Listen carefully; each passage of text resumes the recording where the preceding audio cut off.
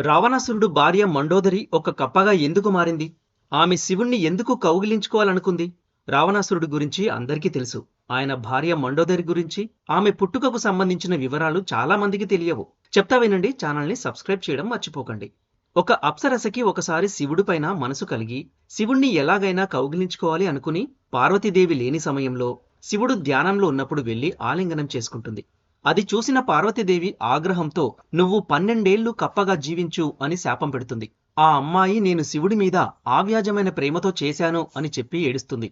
అప్పుడు పరమేశ్వరుడు జాలిపడి పార్వతీ శాపాన్ని నేను వెనక్కి తీసుకోలేను కాని ఒక వరం ఇస్తాను అని చెప్పి 12 ఏళ్ల తర్వాత అందమైన యువతిగా మారి ఒక వీరుణ్ణి వివాహం చేసుకుంటావు అని వరమిస్తాడు. రాక్షస శిల్పి మయుడు దేవలోకానికి వెళ్లి హేమ అనే అప్సరసను వివాహం చేసుకుంటాడు. వాళ్లకు దుందుబి, మాయావి అని 2 కొడుకులు పుడతారు. మయుడికి ఒక కూతురు కావాలనిపిస్తుంది. దాంతో కూతురు కావాలని మయుడు తపస్సు చేస్తాడు.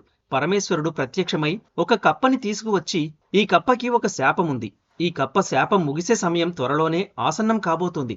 దీని శాపం పోయాక యువతిగా మారుతుంది. నువ్వు నీ కూతురిగా స్వీకరించు అని చెప్తాడు. కొంతకాలానికి శాప విమోచనం జరిగి ఆ కప్ప ఒక అందమైన యువతిగా మారుతుంది. అప్పుడు మయుడు ఎంతో సంతోషపడి మండోదరి అని పేరు పెట్టి అల్లారుముద్దుగా పెంచుకుంటాడు. మండోదరి అంటే సన్నటి నడుము కలది అని అర్థం. ఒకసారి అరణ్యంలో విహరిస్తూ ఉంటే వేటకు వచ్చిన రావణాసురుడు మండోదరిని చూసి ఆమె అందానికి ముగ్ధుడై మండోదరిని ఎలాగైనా వివాహం చేసుకోవాలి అనుకుంటాడు. మండోదరి తండ్రి అయిన మయుడు దగ్గరికి వెళ్లి నేను మీ కూతుర్ని వివాహం చేసుకోవాలనుకుంటున్నాను అని చెప్తాడు.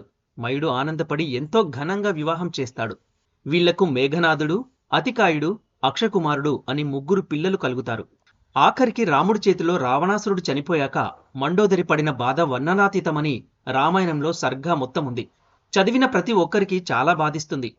ఇంత రాక్షసుని పెళ్లి చేసుకున్నా కూడా చివరి వరకు అన్ని భరిస్తూ అతనితోనే ఉంటూ ప్రాతివత్యంతో ఉంది. అందుకే మహాప్రతివతల్లో మండోదరి కూడా ఒకరు. ఈ వీడియో మీకు నచ్చినట్లయితే like, share and comment. Thanks for watching.